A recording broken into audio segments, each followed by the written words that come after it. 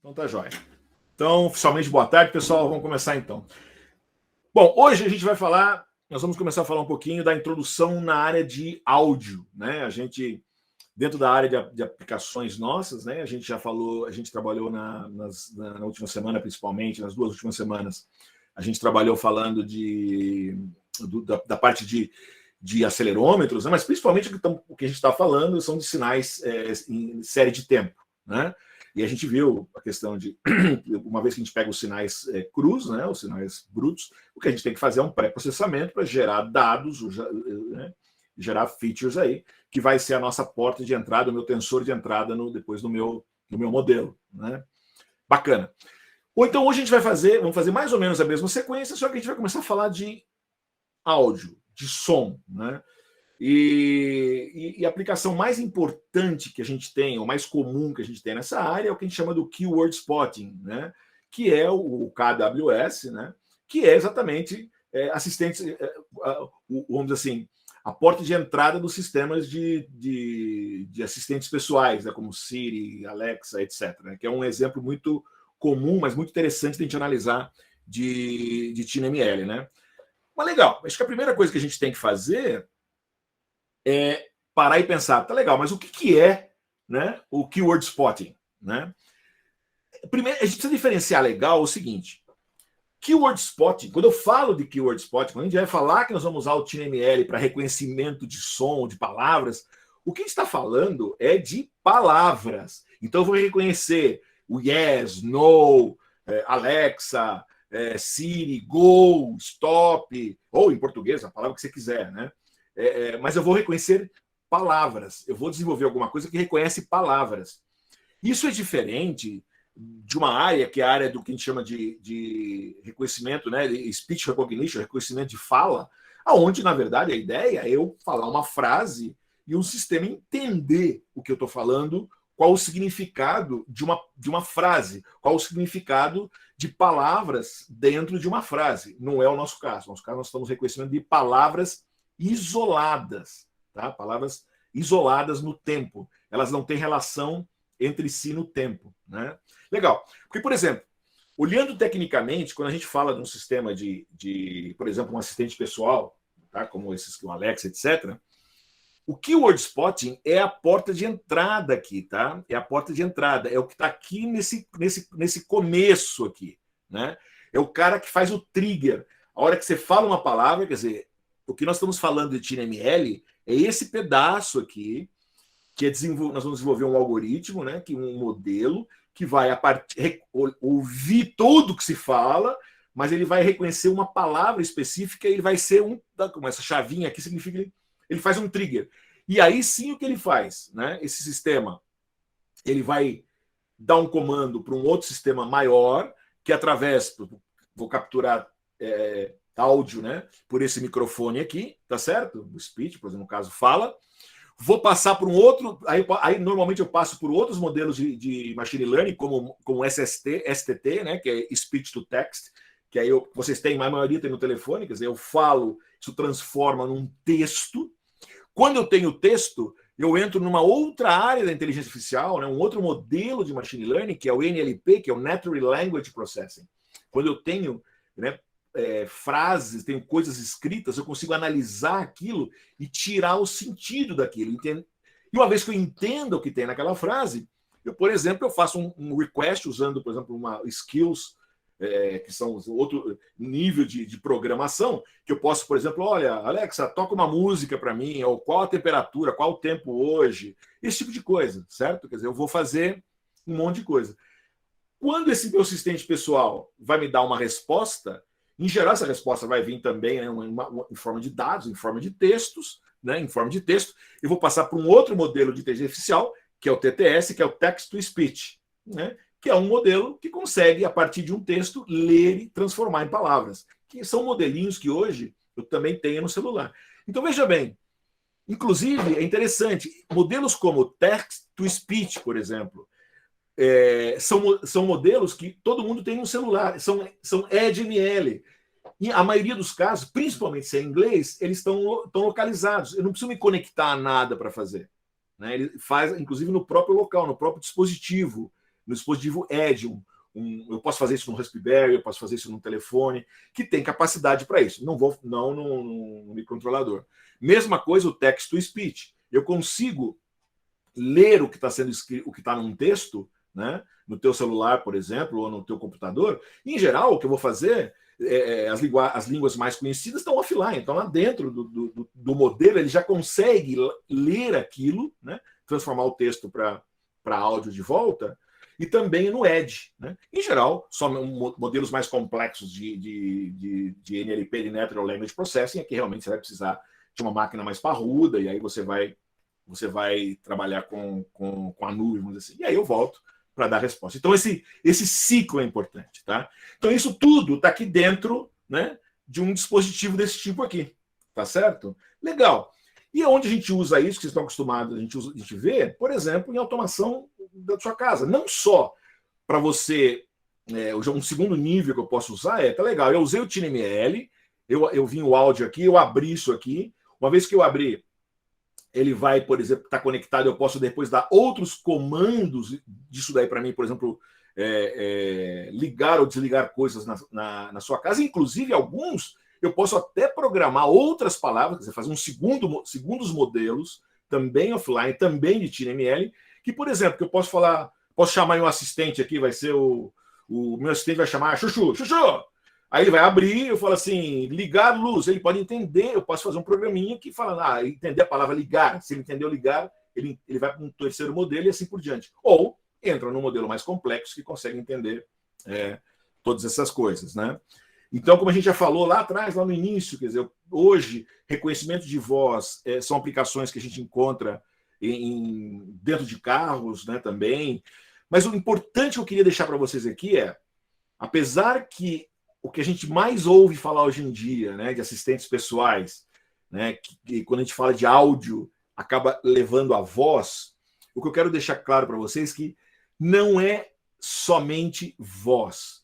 Quando nós estamos falando de trabalhar com áudio, né? Aliás, é importante a gente diferenciar, né? Som é uma entidade física, né? Sua variação de pressão, etc., do ar que chega no meu ouvido. O áudio é uma transformação, quer dizer, é uma entidade elétrica que tem, em geral, pode ser analógico ou digital, mas em geral em digital, digitaliza o som que vem, eu capto, transformo, digitalizo, eu tenho uma frequência de amostragem, uma profundidade de bits, que é quando eu vou pegar cada amostra dessa e vou usar uma quantidade X de bits para representar aquela quantidade. Isso é áudio, né? Então tem toda uma engenharia que está aplicada a áudio para mim trabalhar com esse áudio, vamos dizer assim, né? E o áudio não é só voz, tá? Então, apesar que a gente vai fazer uns exemplos hoje aqui, nós vamos usar voz, porque é fácil a gente fazer. É muito comum você ver, por exemplo, hoje, sistemas de TinyML aplicados a áudio em sistema de segurança, por exemplo, onde eu posso gravar, né? Eu posso capturar um monte de dados, por exemplo, de vidro quebrando. Né? Sistemas modernos de alarme usam vidro quebrado, né? O som do vidro quebrando, porque ele é muito único. Então eu consigo, a hora que ele está capturando, em vez de ele estar esperando falar Alexa ou Siri, se ele ouvir o sinal de um vidro quebrado, ele sabe que houve algo que não deveria acontecer, um vidro não deveria quebrar. Né? Ou, por exemplo, na área médica, né, a gente tem casos, por exemplo, de você detectar Covid pela tosse, pela diferenciação do áudio relacionado com a tosse. Né? Ou hoje eu tenho sistemas que monitoram o sono de pessoas pelo ronco, ou pelo, né, consegue ver se a pessoa... qual o nível de sono da pessoa, se está bem ou se está mal, né? Eu posso controlar a apneia do sono, uma série de coisas, né? O áudio é usado para isso. Na indústria, com a detecção de anomalias, né? Não só vibração, como a gente viu na aula passada, mas eu posso usar, por exemplo, som também. Eu tenho mesmo numa máquina, né? Eu posso capturar o som da máquina funcionando normalmente e, de repente, quando o som fica totalmente diferente, né? De repente é um som metálico, tem coisa quebrando ali dentro, ele quebrou imagina um rolamento, de repente, se um rolamanzinho ali começar a trincar, o som vai ser completamente diferente. O som de um rolamento quebrado, trincado, vai ser totalmente diferente, vai destoar do som funcionando normalmente. Então isso poderia me gerar dentro de um modelo de detecção de anomalia, um caminho que a gente usou na aula passada, funcionaria para som também, né? Antes do comecinho da aula, nós estávamos discutindo, o Carlos e eu aqui, sobre, por exemplo, som na área elétrica, né? De transformadores, por exemplo. O Marco Zanaro comentou disso com vocês na palestra, até alguns me pediram o paper, eu mandei, que o pessoal está fazendo trabalho de monitoramento de transformador na área de tensão, na área elétrica, pelo som que um transformador, aquele zumbido que o transformador faz, né? Então também na natureza, por exemplo, né? Abelhas, eu consigo ter projetos que o pessoal hoje, aplicados na prática, por exemplo, para determinar se a rainha não está na colmeia, se a rainha não está dentro da colmeia, os sons que as abelhas fazem dentro de uma colmeia, com rainha ou sem rainha, são diferentes, né? Tem a ver com a quantidade de abelhas também dentro de uma colmeia, e com isso eu consigo espalhar vários processadores pequenininhos com microfone digital dentro dessas coisas, que é uma coisa barata, eu consigo então monitorar e de repente soltar um alarme específico quando uma das colmeias tem problema. Se eu estou falando de um lugar que eu tenho muitas colmeias, eu vou avisar o cara que trata das colmeias para ir, vai lá naquela colmeia que está tendo um problema, a rainha desapareceu, por exemplo, as abelhas vão todas embora, ou alguma coisa está acontecendo, né? Então, som se usa para isso, insetos. Um projeto que eu estou fazendo junto com o professor Marco Zanaro, lá no ICTP na Itália, estou ajudando uns alunos dele lá, que a gente está monitorando o som de insetos da dengue, a Aedes aegypti, outros insetos, que a ideia é diferenciar os insetos para ver onde os insetos estão. Então, áudio é uma área muito legal. Então, é uma área que a gente vai trabalhar bastante aqui, tá? Que a gente vai trabalhar com voz, mas tudo que a gente aplicar para voz, vocês vão conseguir aplicar para outras coisas também, tá ok? Bacana. Pessoal, obviamente, né, eu tenho muitos desafios e muitos problemas associados ao que o WordSpot e, na verdade, o som, né? Pegando as quatro principais áreas aqui, né, a gente tem que lembrar o seguinte: uma das grandes vantagens de eu desenvolver ou trabalhar com Keyword Spotting tem a ver com a latência, né? Porque eu consigo resultados imediatos. Quer dizer, eu tenho ali o equipamento, eu estou determinando o som, no momento que o som acontece, eu consigo tomar uma atitude, tá? Então, isso é super importante. Então, eu consigo ações em tempo real, né? E, obviamente, né, você imagina se eu estou fazendo monitorando alguma coisa que eu tenho que mandar constante, é igual o problema lá do acelerômetro. Quer dizer, se eu tiver que mandar sinais de áudio constantemente, né? Fazer um streaming de áudio para mim poder analisar alguma coisa, estou lascado. Quer dizer, eu precisaria ter um bandwidth muito grande para fazer streaming de áudio. Aqui no caso, não. Eu estou usando o áudio dentro do meu sisteminha e para tomar decisões ali no local, né? Em termos de accuracy, né? Um dos pontos importantes aqui é o seguinte: como eu estou ouvindo constantemente, né? Eu preciso tomar cuidado. Aqui, por exemplo, eu tenho que tomar muito cuidado com, vamos dizer assim, a hora. Eu só quero ligar na hora certa, né? Porque imagine, por exemplo, que eu vou fazer um negócio que eu quero ter 100% das vezes que eu falar a palavra a palavra de trigger, aí meu chuchu, ele tem que ligar. Mas se eu fizer isso, eu tenho que tomar cuidado, porque isso pode ser também que vai acontecer o quê? Isso vai me levar também a ter falsos positivos. E aí eu posso ter outras palavras que vão me fazer o meu sistema entrar. E será que eu quero? Se o sistema ligar, eu vou começar a capturar sons e aí sim mandar para algum lugar que eu não estou interessado nisso, né? Por outro lado, eu tenho que tomar cuidado. E tem aquela história do F1 lá, quando vocês fazem, você tem que ver o que te interessa, né? Os falsos positivos, os falsos negativos, né? Puxa vida, eu quero que eu falar a palavra, ela tem que trigar, né? Mas talvez seja melhor ela errar algumas vezes para que ela não, mas que pelo menos ela erra, né? Quer dizer, eu falo, ela não acerta, ela não reconhece, dá um falso negativo. Algumas é mais tolerável do que ela trigar sozinha, por exemplo. Então, são coisas que você tem que levar em consideração, tá certo? Outra coisa tem muito a ver com é muito importante o background sound, o background noise. Na verdade, é igual quando nós fizemos o projeto Movimento, a gente tomou cuidado, né, de pegar, eu falei para vocês, vamos pegar o acelerômetro, a gente pegou lá os acelerômetros dos movimentos, não, vamos pegar, por exemplo, parado, né? Muitos de vocês fizeram nos projetos, não, eu botei lá o liquidificador, ventilador, máquina de cortar papel, vários de vocês fizeram. Mas, assim, além do pegar movimentos específicos, vocês pegaram uma situação que o acelerômetro estavam capturando zero movimento, que era o idle lá do meu exemplo, né? Aqui também é muito importante. É importante a gente também trabalhar com o meu background noise. Esse background noise tem que estar também sendo parte da minha equação. Quer dizer, o barulho do ambiente que não deve trigar, por exemplo. Né? Eu tenho que saber que aquilo é um sinal de... né? Eu só quero que o trigger aconteça, né, quando eu falar a palavra e não quando o som ambiente estiver ali. Né? Então, isso é questão de personalização. Né? Em termos de segurança, né, a gente tem que tomar muito cuidado, como todos os projetos que a gente faz. Né? Eu estou capturando o som, e esse som, de qualquer maneira, uma vez que eu fizer o trigger, isso daí depois vai para a minha nuvem. Mas você percebe que a vantagem é que a hora que eu estou... Todo esse som que eu estou capturando aqui, que eu não quero que vá para lugar nenhum, eu estou falando com vocês, a minha Alexa está aqui do lado, ela não vai ligar. Bom, não vai ligar porque não está ligada não. Mas se ela tivesse ligado com o cabinho, ela fica enchendo o saco, fica ligando. Mas se ela tivesse ligado aqui, vamos dizer assim, eu estou falando com vocês, eu não quero que a minha aula seja gravada e passada lá para o pessoal da Amazon ouvir minha aula. Né? Eu só quero que a hora que eu falar, que eu trigar, é que aí realmente, aí eu quero me conectar, eu estou avisando. Então eu tenho que mandar. Então a parte de segurança, essa salvaguarda é muito importante.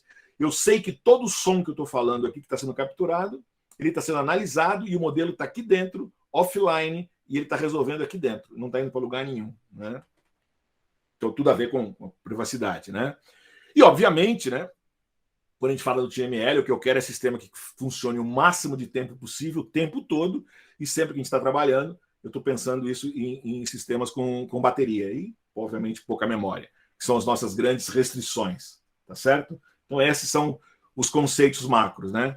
De uma maneira geral, lembrando, quer dizer, então a gente tem, quando eu falo do TML, eu tenho microcontroladores, como é o caso do nosso kit aqui, que tem um microfone, que ele está constantemente funcionando, e a partir do momento, né, ele está funcionando e rodando um modelinho de XML, e a hora que chegou na condição que a gente programou esse cara, que a gente desenvolveu o modelo, ele vai trigar modelos mais complexos e vai se conectar. Né? E isso é importante, porque você imagina, vamos continuando nesse caso, você imagina os milhões de dispositivos, assistentes pessoais que você tem no mundo, pensando na Amazon.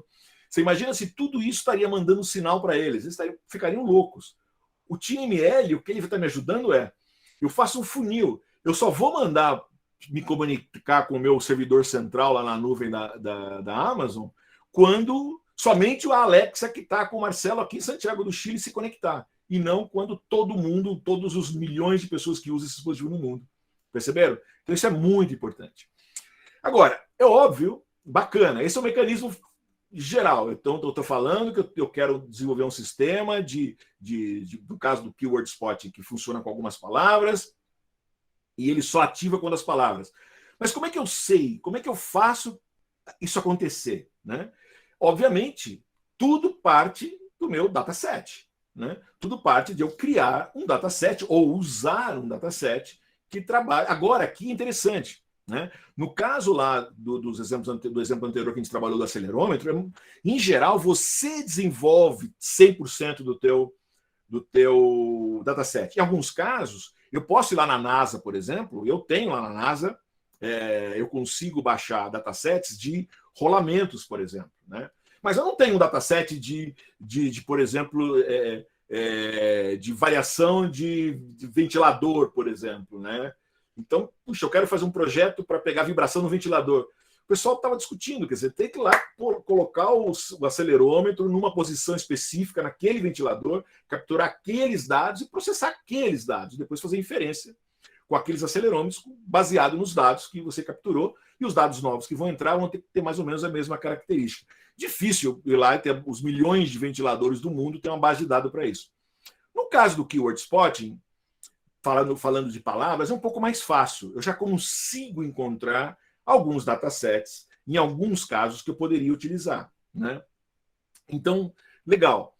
Mas seja o que for, usando um dataset que já existe no mercado ou que você vai desenvolver, o que significa ter um bom dataset? Porque a gente sabe que sem um bom dataset não funciona. Eu preciso ter um bom dataset. Né?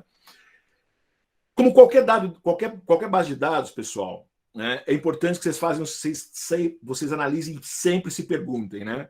quem são usuários? Quem vai usar isso aqui? Ah, vai ser as pessoas da minha casa, na minha casa só tem pessoas de idade, beleza. Ah, não, vão ser pessoas da minha casa, e na minha casa tem criança, tem velho, tem homem, tem mulher. Bacana, né? Então eu vou ter que ver lá e vou usar informações de todos os usuários que estão, né, naquela casa, perceberam?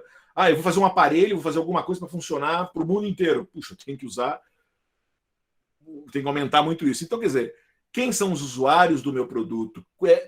Para que eu vou necessitar? Não, é para dentro de uma fábrica para mim dar um alarme e ligar ou desligar uma máquina, por exemplo, né?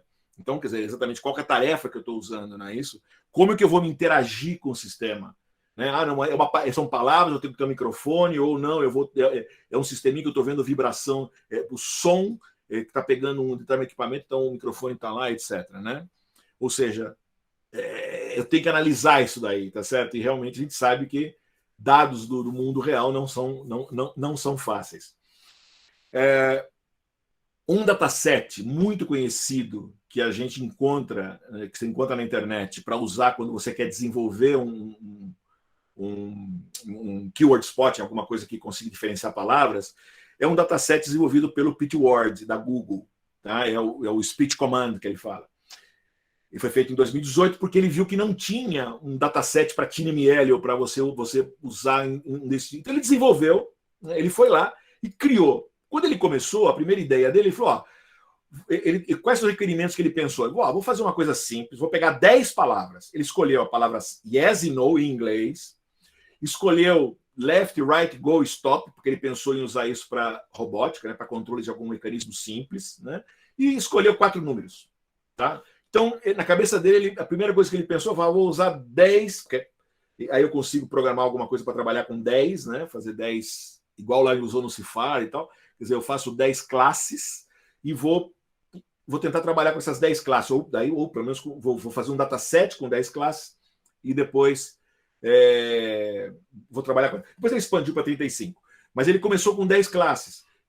Essas palavras específicas em inglês. Tá? O que ele fez? Ele foi lá e escolheu 2.618 voluntários para ir lá e ele desenvolveu um modelinho, um browser-based, né? Ele botou lá para várias universidades americanas, Stanford e tudo lá. Pediu para o pessoal ir lá, o pessoal deu consentimento para isso, o pessoal entrava e ele pedia: ó, grava yes aí, a pessoa yes, ia gravando, grava stop. Então as pessoas, então ele pegou de várias pessoas diferentes, né? E a hora que ele juntou mais ou menos 1.000 de cada uma, ele fez o primeiro grupo, né? Só que capturar não é tão difícil, só que vem a parte da validação, né? Por quê? Porque algumas dessas palavras não eram usadas. Sei lá, entendeu? Entrou uma pessoa lá, fale yes, o cara no. O cara não entendeu, se confundiu, falou errado. Então você tinha que ir lá, você tinha que trocar, analisar, ver o que estava errado.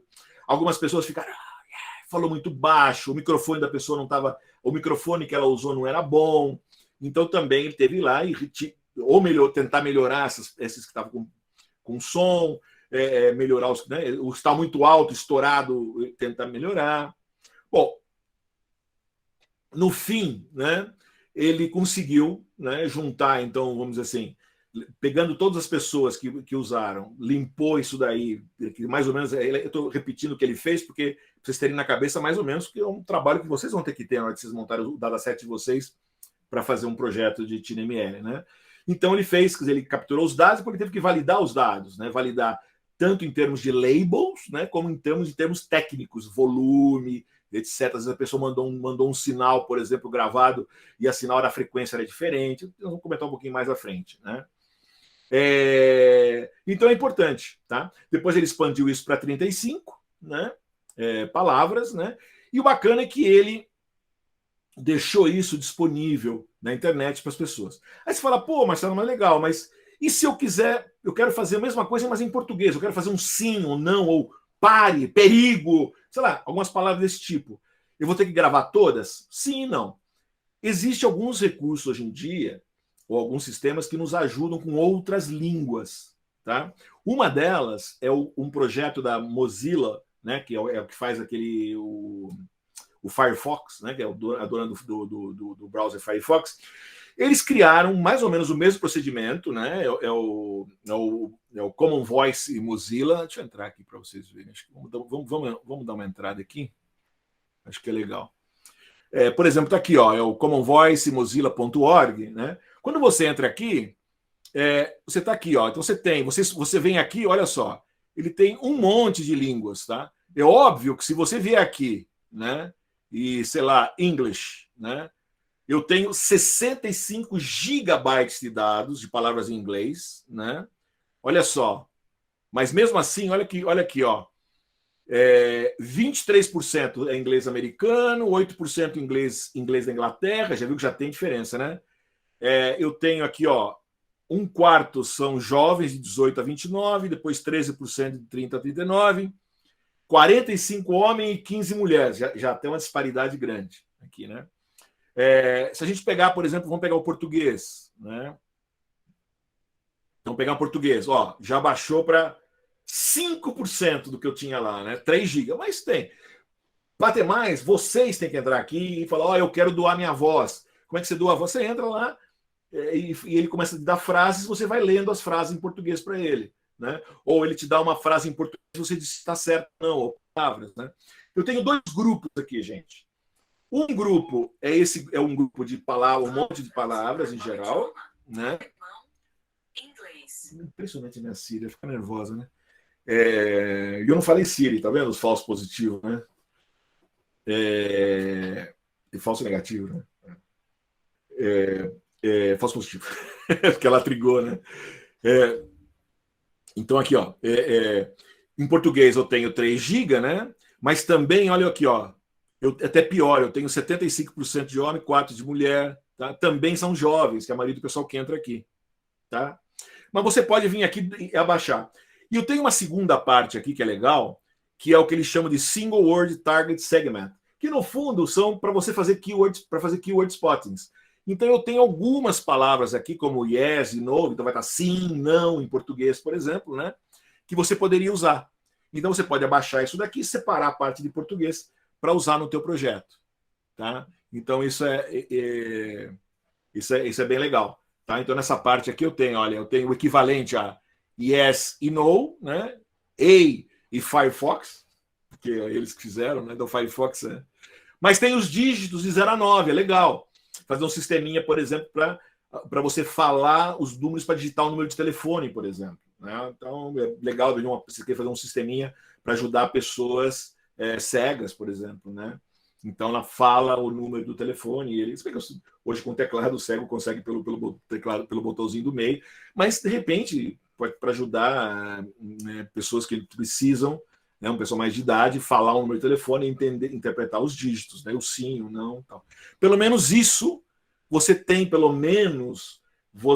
português, é uma das línguas que tem, está aqui dentro, te ajuda. E aí você completa com mais do teu entorno. Pelo menos você consegue aumentar o teu dataset. Tá legal? Sempre lembrando um pouquinho de food for thought, que o americano vai te falar, né? Pensando um pouco de comida para o teu pensamento aí, né? Estou fazendo, quer dizer, tomar cuidado com o que a gente pode ouvir, sempre se preocupar com o microfone, se o microfone é bom, se o microfone tem a tua frequência está direitinho, né, esse tipo de coisa, né? Obviamente, quais são os ruídos do fundo.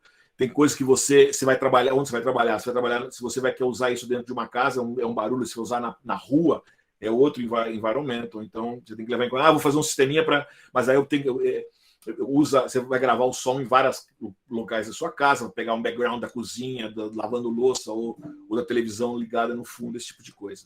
Tá bom? Legal. Então, pessoal, de maneira geral, né, esse é o conceito do que é você capturar palavras para mim aplicar no meu projeto, né? Mas a parte mais importante aqui é o pré-processamento. Tá bom, legal. Fiz um dataset, gravei, usei microfone, isso aí não tem muito segredo, eu posso fazer com o meu telefone, com qualquer coisa. Gravei palavras, vou separar as palavras, né? Ou vou gravar ou vou usar datasets. Mas o pulo do gato nosso para fazer um projetinho desse aqui, eu vou ter que fazer um pré-processamento. Da mesma maneira que no caso de movimento, a gente transformou, a gente usou um sistema para extrair as características daquele sinal de série de tempo. Como o sinal de áudio também é um sinal complexo, né, um sinal que varia no tempo de maneira bem complexa, a ideia é a gente tirar, então, transformar isso, fazer um pré-processamento desse sinal. Tá? Nós vamos fazer isso, no caso aqui, a coisa boa, nós vamos usar o nosso velho e bom Edge Impulse para fazer isso aqui, mas eu vou mostrar para vocês como é que a gente faz isso depois em Python também, que acho que é legal, temos projetos de vocês. Tá? Bacana. Vamos ver como é o que é esse pré-processamento que eu vou precisar fazer. Né? Obviamente, eu tinha comentado com vocês lá, né? Quando eu tenho som, né? O som são ondas, né? Que eu tenho aí variação de pressão aí, né? No espaço. Eu vou passar isso por um transdutor acústico aqui, né? Que é um microfone, por exemplo, né? O que é um microfone? Por exemplo, né? Eu tenho um helicoide aqui, isso aí vai variar, uma coisa bem mais simples, né? Eu tenho um helicoide que o fato do som vir aqui bater nele, eu vario ele, estou variando aí a impedância dele, que a gente consegue, variando isso aí, a gente consegue gerar um sinal elétrico que varia segundo essa variação de pressão. Né? Então tem um sinal de áudio aqui que foi gerado a partir desse sinal do som aqui. Né? Perfeito, bacana. Então, gerei o sinal. E o que eu quero? Eu quero pegar esse sinal e jogar esse sinal para dentro do meu sistema, do meu modelo de inteligência artificial. Primeira coisa que eu tenho que levar em consideração, bom, obviamente, normalmente a gente faz hoje, quer dizer, mesmo que a gente capture esse sinal para um microfone analógico, a gente vai fazer uma amostragem desse sinal. Né? Um sinal, normalmente a gente trabalha com 16 kHz, é bacana fazer, porque se eu estou falando de voz, você tem que ler qual projeto vão fazer, no nosso projeto estamos falando de voz, o lembrando de Nyquist, se eu faço uma amostragem de 16 kHz, eu vou conseguir usar até 8 kHz. A voz humana, 800 a 8 kHz, está dentro todo o espectro, desde voz grave a voz aguda. Então, com 16 kHz, está legal para a gente fazer gravação. Então, cada caso é um caso. Por exemplo, o projeto que eu estava fazendo, que estou vendo dos insetos, por exemplo, a gente trabalha com 8 kHz de sinal de amostragem, porque os insetos não passam de 500 Hz, de 500, 600 Hz, que é o barulho das asas dele. Aquele barulho é o barulho da asa. Aqui não passa de 500, em torno de 500 Hz. O máximo que os científicos encontram é 700 Hz. Então, maravilha. Poderia fazer a amostragem de 1.500, 2 kHz, já estaria suficiente. Tá? Um exemplo. Então, depende, cada caso é um caso. Tem que levar isso em consideração. Tá bom? No nosso caso específico, a gente vai usar o nosso sensor, que é o microfone, capturando o sinal de 16 kHz. Né? Quando eu falo que é sinal de amostragem é 16 kHz, o que eu estou falando é que dentro de um espaço de 1 segundo, a gente vai capturar 16 mil pontos. Lembra lá no acelerômetro? Eu tinha pegava lá 2 segundos de dado e me dava meus 375 pontos, blá, blá, blá. Aqui eu estou falando que em 1 segundo eu vou capturar 16 mil pontos aqui, né? Dessa amostragem, tá certo? Vai ser meus dados, meu sinal de entrada, o raw data, né? 16 mil pontos em 1 segundo, né? De dado. Agora, é bem complicado. Se eu mostrar isso para vocês e falar assim, pessoal, dá um chute. Eu falo, pessoal, isso aqui eu tenho 4 sons diferentes. Eu gerei 4 sons diferentes e gerei essas 4 ondas aqui. Isso aqui é o sinal de áudio, né? O sinal de áudio de 4 sons diferentes. Se eu pergunto, é som do quê? Você vai rir da minha cara. Fala, mas não tem a mínima, pode chutar. Mas olhando isso aqui, não tem a mínima ideia. Aliás, eu consigo ver que tem um grandão, 2 grandão e 2 pequenininhos. Eu nem consigo saber se eu estou falando mesmo, se é da mesmo som ou diferente, porque a mesma palavra, se eu falei chuchu aqui, aí eu pedi para outra pessoa falar chuchu, minha esposa vinha aqui e falar, fala chuchu para mim, vai ser diferente. É a mesma palavra, falada por 2 pessoas diferentes, um homem e uma mulher, e o jeitão do sinal vai ser completamente diferente. Eu sei que isso aqui é intensidade, né? Então, quanto muito olhando aqui, se eu falo que isso aqui eles foram feitos com o mesmo microfone, você pode dizer, tá bom, isso aqui eu acho que falei alguma coisa que eu falei mais baixinho, e aqui eu falei mais alto, isso aqui também mais baixinho, mais alto. Mas é o máximo que eu consigo falar, né? Beleza. Né? Então, por exemplo, o caso específico, isso aqui é o meu sinal de áudio, né? O meu sinal de áudio da palavra no. Né? Nesse caso que eu estou falando, um no falado alto. Né? Bacana. Então, o que eu estou falando é, quando eu vou falar a palavra no, eu peguei o som, passei pelo meu transdutor, gerei um sinal elétrico, né?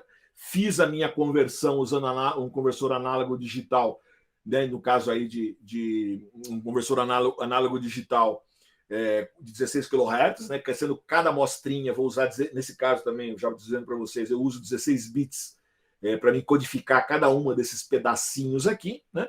Com isso me dá os meus dados de entrada bruto, né?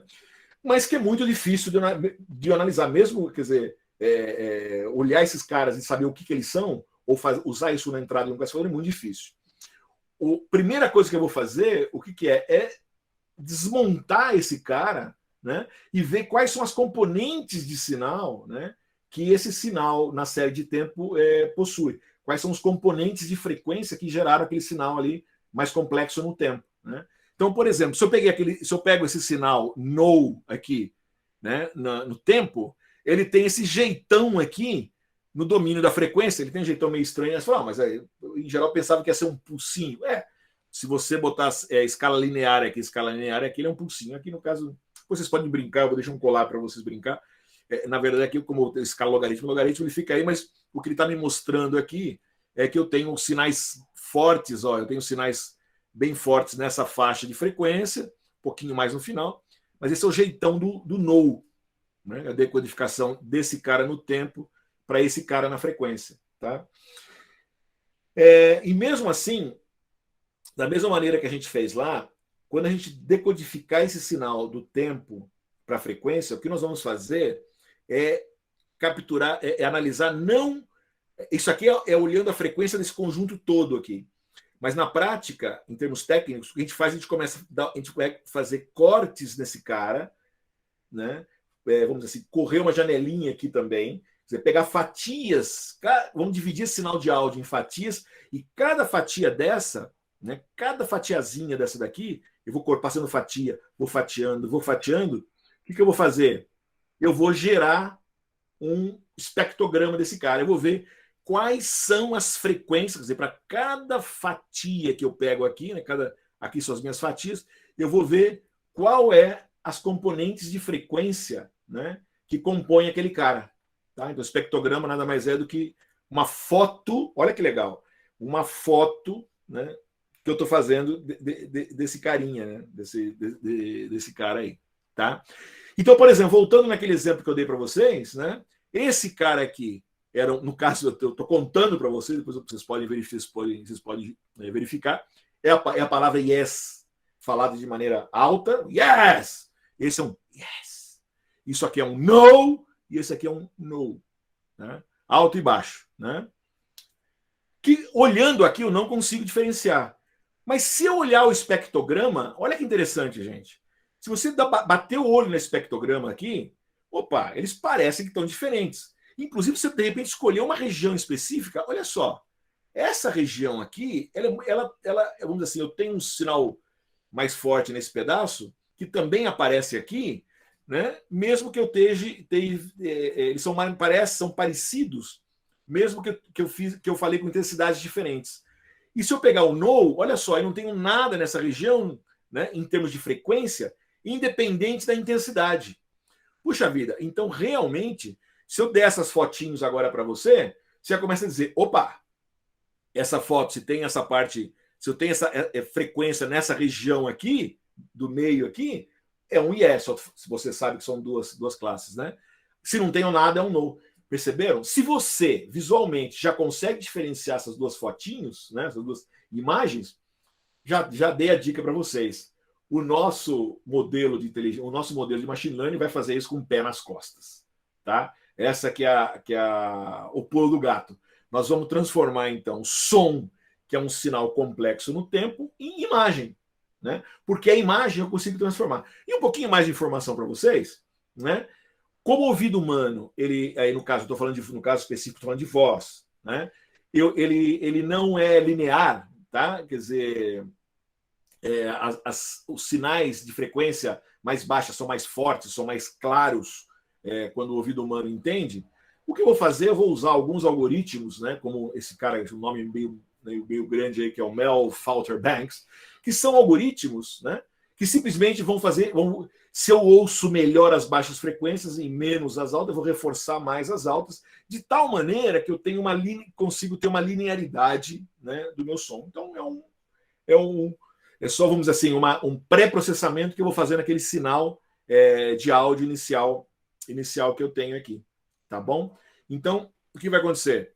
A hora que eu tenho do espectrograma, eu vou gerar então aqui um MFCC do Yes, e esse aqui é um IFCC do No, tá vendo? Até se eu batendo o olho, eles são diferentes aqui, né? Então, quer dizer, no fundo, o meu pré-processamento é sair de um sinal de série de tempo e chegar em imagem. E eu vou fazer, na verdade, classificação de imagem quando eu quero fazer classificação de som, né?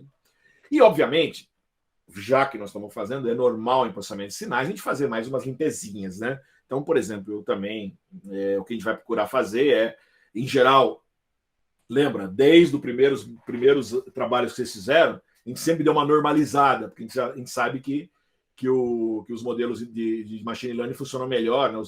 Funcionam melhor se eu estou menos 1 e 1, entre 1 e 0. Eu vou tentar fazer o quê? Eu estou recebendo vários sinais, né? Eu posso ter falado uma hora mais alta ou mais baixa, que eu fazer normalizar, ficar todos os sinais do mesmo tamanho. Então, mesmo que eu entrei com o sinal mais baixo aqui, eu normalizo para ele ficar todos do mesmo tamanho. E aproveito, né, e dou uma limpada. Por exemplo, tiro background noise. Eu estou vendo voz, a voz é de tanto a tanto de frequência, eu vou tirar a frequência muito baixa, a frequência muito alta, que eu possa ter influência, tira 60 Hz, etc.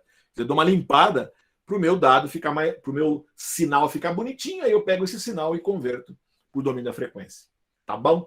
Esse é mais ou menos o caminho que eu vou percorrer. Tá? Como eu falei para vocês, gente, eu vou deixar um notebook aqui. Eu não vou entrar nele, eu vou entrar depois num segundo notebook do nosso projeto do dia mesmo, que eu acho que fica mais legal.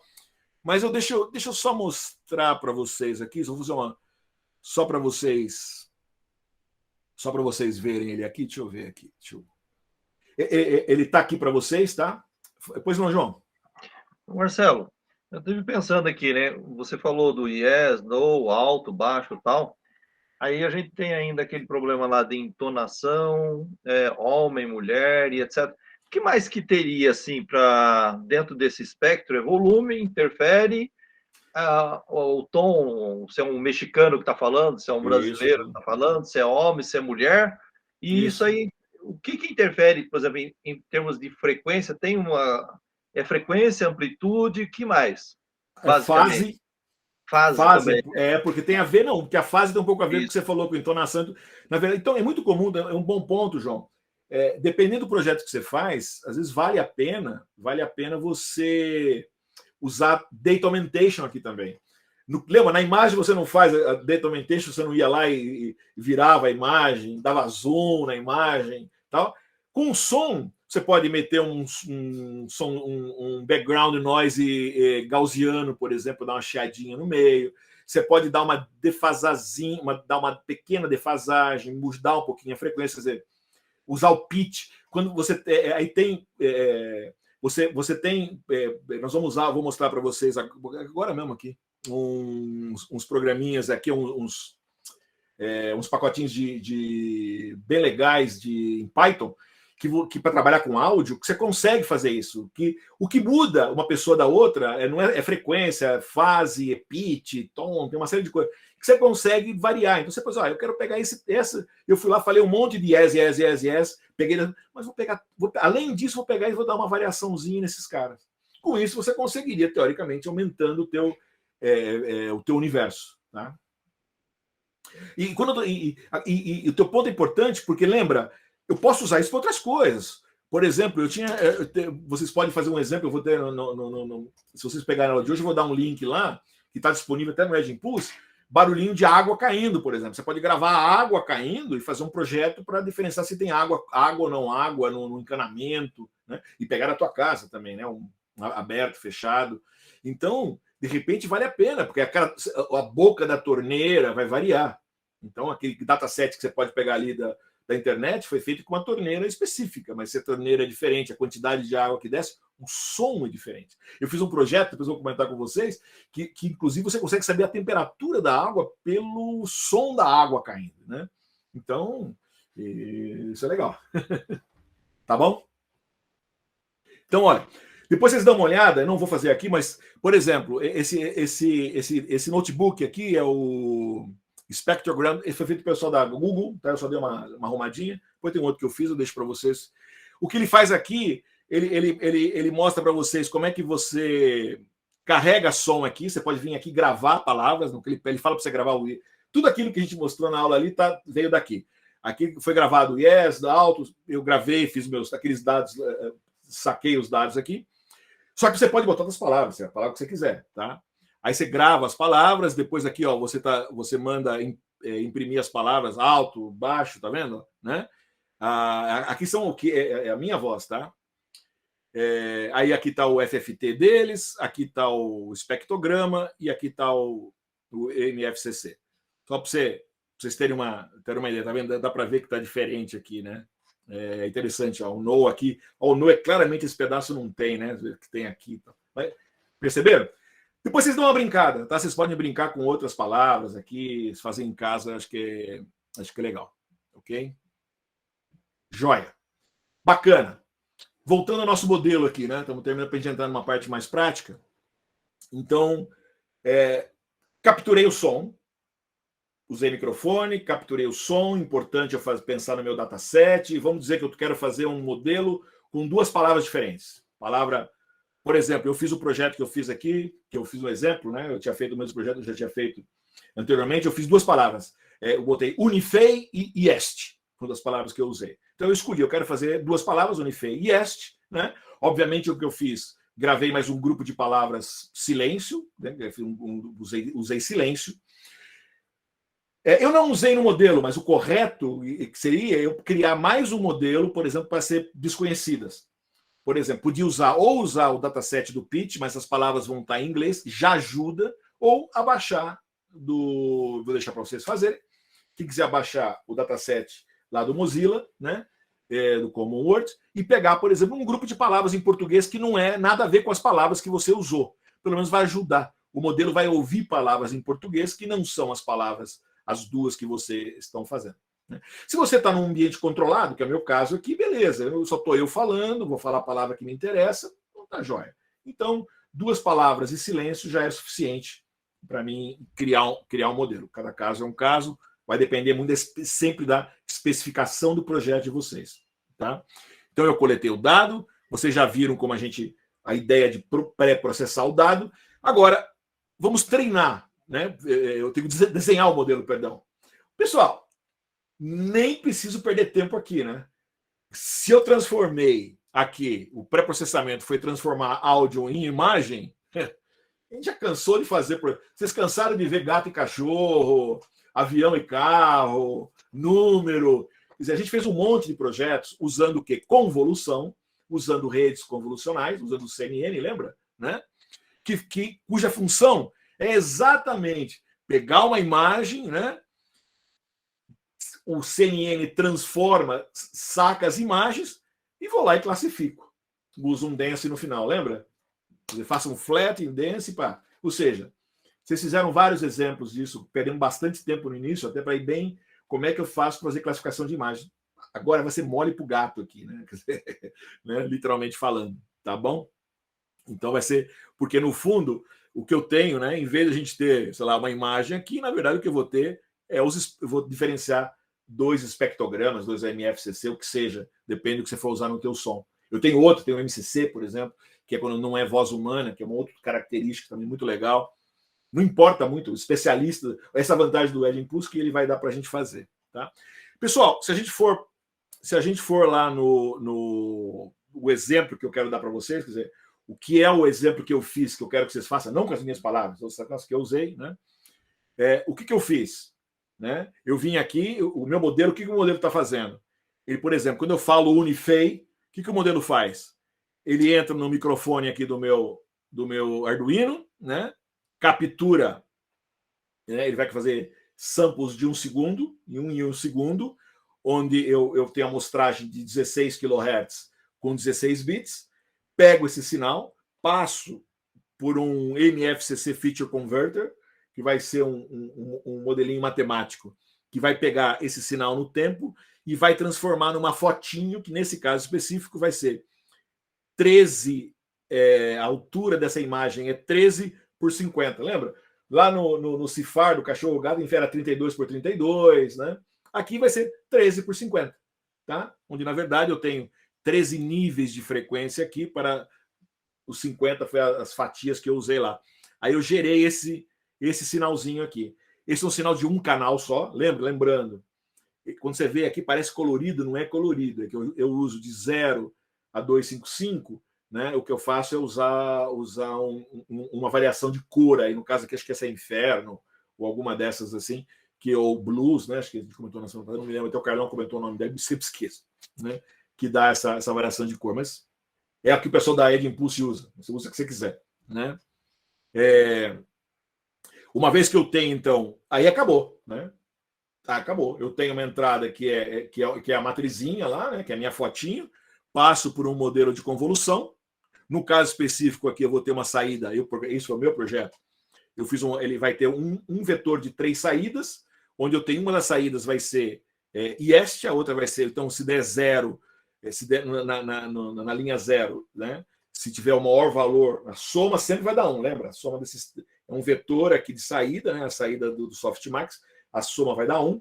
O valor que der maior, se for o primeiro índice, vai ser IEST, se for o segundo, no index 1 é Unifei, se for no 2 é silêncio, né? 0, 1, 2. Tá? E aí o que eu faço? Eu olho e vejo, bacana, foi o IEST que deu mais alto, eu vou lá e mandei acender um LED verde. Foi o Unifei que deu mais alto, eu fui lá e mandei acender um LED vermelho. Tá? Cada um faz o que quer. Quer ver? Deixa eu mostrar que é mais fácil, né? Eu tinha... IEST. Unifei. IEST. Unifei. Unifei. IEST. Unifei. IEST.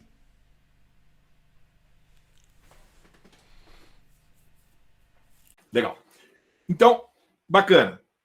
Obviamente, ali eu estava mostrando a inferência, como a gente já discutiu no passado. O que eu vou querer fazer, na verdade, é programar, é criar esse modelo. Então, o que eu vou ter que fazer é pegar um monte de gente falando a minha palavra, no caso específico, falando Unifei aqui, né? Eu tenho um monte, no caso eu fiz mas o ideal é você pegar um monte de pessoas falando de maneira diferente, né? Aí falei tudo esse monte de Unifei, gravei isso daqui. Se você pode até usar tanto o Arduino quanto usar o teu telefone. Toma cuidado que se você gravar o microfone, ele sendo gravado com 16 kHz, né? E 16 bits, o app que você usar, beleza, pode juntar, subir para o Edge Impulse lá, por exemplo, ponto .wave e somar no teu dataset, sem nenhum problema, tá? Captura isso daqui, vou transformar e vou fazer o meu treinamento de modelo igual nós fizemos lá no outro caso, né? E depois eu vou aplicar TensorFlow Lite, né? O TensorFlow Lite Micro, fazer a conversão e jogar no meu modelo, tá? Então, basicamente, isso aqui é um caso real. Eu peguei aqui, por exemplo, é um Unifei que eu gravei aqui, e aqui é o jeitão que vai ficar lá o meu MFCC. Então, o Unifei do vendo de um lado, como é que seria o jeitão do MFCC, que o que eu vou fazer, na verdade, é a classificação desse careta aqui, tá? Um detalhe, gente, você pode usar sistemas convolucionais, a gente usou o arroz com feijão no sistema convolucional, que é o 2D, né? O Convolution 2D. Existe um layer convolucional que é o 1D, que ele é usado para sinais simples, para imagem simples. Essa é uma imagem simples, porque, na verdade, a imagem, o que eu tenho ali na verdade, é quase que um gráfico, né? Quer dizer, para cada uma daquela variação de posição que eu tenho, é a questão da potência, ele tem uma informação em termos da frequência. Esse tipo de sinal, esse tipo de imagem, é uma imagem que chama de 1D, né? Não é uma imagem complexa, né? Eu não tenho variações tanto de altura como de... Então, eu consigo usar. Eu deixo um paper para vocês querem dar uma lida na parte técnica do que é a convolução 1D. A única coisa é que ela é mais enxuta. Mas vocês vão ver, inclusive, eu sugiro a vocês podem usar o exemplo usando uma e outra. E são iguaizinhas. Tá? O que eu fiz aqui? Eu vou fazer, na verdade, como o Edge Impulse ele sempre dá um flat nos dados, né? Então, essa imagem aqui, na verdade, ele gera a imagem é 13x50, mas quando entra no modelo dele, ela entra a 650, porque como eles estão programados lá dentro. A primeira coisa que eu tenho que fazer um reshape para voltar a ficar de novo 13x50, porque senão a convolução não vai funcionar. Faço a minha convolução, no caso vou usar 8 filtros aqui, uso um max pooling, uso um dropout para evitar de dar overfitting, usei um outro aqui de 16, max pooling, dropout, flatten, mais um dense final para fazer a classificação. Tenho 3 classes, vou usar um softmax. Nada que vocês não conheçam, certo? Beleza. Interessante o seguinte, por exemplo, eu peguei esse modelo aqui, né? Vocês podem abaixar depois lá, lembra? Quando vocês vão rodar no Red Impulse, vocês podem abaixar. Olhando o modelo separado, vocês vão ver que ele, quando você manda gravar, um modelo tem 200 kilobytes. Obviamente, ele é muito grande, lembrando, né? Lembra do nosso Arduino, né? O nosso Arduino, na verdade, ele tem 256 kbytes, né? Então, obviamente que esse modelo puro do jeito que está não funciona. Eu vou ter que, no mínimo, primeira coisa fazer, converter esse cara usando TensorFlow Lite, que a gente já analisou. Então, por exemplo, só para dar uma ideia para vocês, se eu aplicar o TensorFlow Lite que a gente fez lá nos exemplos anteriores, né, usando otimização default, onde ele pega só os Ws internos, né, que ele transforma para binário, né, para inteiro de 8 bits, né? Por exemplo, aquele modelo lá que era um tamanho 200K, cai para, arredondando, 12 kilobytes, tá? Beleza. 12 kilobytes, então você fala, maravilha, suficiente. É suficiente, funciona, vai funcionar. Só que é um ponto importante para que vocês sempre levem em consideração, quando fazer um projeto de TNML, gente, ou de projeto de Embedded Device, que a memória do teu dispositivo não é só para você usar o modelo, né? Pô, legal, o modelo tem 12 kilobytes, o modelo está aqui, ó, 12 kilobytes, tá? Mas, gente, a minha aplicação, aquele negócio lá, chama memória, não sei o quê, vou botar para lá, vou acionar um LED, aquilo lá é um programa que você escreveu, aquilo tem uma aplicação, tem que ter um tamanho aqui, né? Para ele funcionar, quando você compila, né? Você lembra que você vai compilar, que eu mostrei para vocês, lembra o caso do Hello World lá, lembra? Eu vou ter que dizer cada pedacinho daquele, eu tenho que definir as variáveis, eu tenho que definir a minha arena, que é super importante, que vai ficar separada para mim poder trabalhar. Aí eu tenho que ter uma parte aqui, no caso específico, um buffer de áudio, porque se eu estou ouvindo constantemente, eu tenho que tomar cuidado. Eu capturo os dados, tem que um buffer de áudio, né? Para mim converter o sinal, e depois eu vou transformar aquilo lá, né? Quer dizer, ou seja, eu vou fazer a parte de Digital Processing, né? Que é transformar no MFCC, que na verdade esses 12 kilobytes aqui, que é o meu modelo, é só a partezinha que recebe já o MFCC, que é aquela imagenzinha de 13x50, né? E vai sair um vetorzinho de saída lá, né? Um vetorzinho de 1x3. Acabou. Esse é só. O resto, eu tenho que fazer o pré-processamento aqui, né? Então, tudo isso vai fazer parte da memória que você vai precisar do teu dispositivo. Então, aqui é um valor hipotético, tá? Não sei se exatamente esse tamanho aqui do buffer de áudio, mas no caso funcionou ali, você pode testar. Mas é um caso que você vai ter que olhar no teu projeto. Mas mesmo assim, quer dizer, esse é um caso que está mais ou menos parecido com a realidade do nosso projeto específico aqui. Tenho 3 classes só, né? Estou usando, né, esse tamanho de buffer, pego cada 2 segundos, depois eu vou lá e retrabalho. Funciona, 128 de memória RAM, tá beleza. Eu usei metade da memória RAM. Daria, inclusive, a gente vai ver depois se dá para fazer, até para trabalhar com 2 modelos aqui, com som e imagem aqui dentro, tá? Então, isso é muito importante. Então, tenham isso bem na cabeça de vocês, tá bom? Pessoal, então essa é a primeira parte, estamos bem dentro do tempo hoje, joia. Essa é o arcabouço teórico da nossa parte, que agora nós vamos entrar mais a fundo. Voltando um pouco na teoria, eu quero mostrar para vocês um pouquinho, mesclando com o Colab aí também, tá bom? Pessoal, dúvidas? O João está com a mão levantada ainda ou era velha? Não, eu tinha baixado, mas eu levantei de novo, vai. Não, sabe o que é? O que fica bastante grego assim para a gente que é iniciante nisso aí, por exemplo, dada a complexidade do problema, aí você fala assim, bom, eu tenho lá não sei quantas mil imagens, ou quantas mil palavras, etc, etc. Qual a correlação entre esse banco de dados todo seu e as variâncias que você tem e o dimensionamento da sua rede? Você está entendendo? Então, se eu tiver poucas palavras e pouca coisa, ou um sinal diferente, mesmo que não seja, que sinal elétrico equivalente, qual é a correlação entre... É muito difícil, eu sei, é mais por experiência, mas... Porque como é que você chegou lá, por exemplo, eu faço lá aquela MFCC de 13 por 50 por 1. Por onde vêm esses números? Existe uma correlação? De onde vem isso? Essa que é a ideia. Não, então, primeiro é o seguinte, a quantidade de palavras que você usou no teu dataset, na verdade, quanto mais você usar, melhor, porque você está pegando um conjunto maior, tá certo? Ela não vai ter uma influência direta. O que vai ter direta é a quantidade de palavras, a quantidade de classes que você vai usar no teu modelo. Tá? Isso é a primeira coisa. O problema é o seguinte, João. Quanto mais... eu usei 50 por 3, mas podia ser 200 por 200. Quer dizer, pensa na imagem. Quanto mais complexa a imagem, ou quanto mais pontos você teria naquele modelo, mais frequências você está extraindo, mais informação você está extraindo. O que, em teoria, seria melhor. Mas quanto maior esse número de entrada aqui, ou eu estou subindo, mais complexo, por exemplo, eu tenho 13 por 50, eu tenho 50 por 50, 100 por 100, isso está diretamente relacionado no número de neurônios que você vai ter nas capas, ou no número de filtros que você vai ter, né? E vai aumentando a complexidade do teu modelo.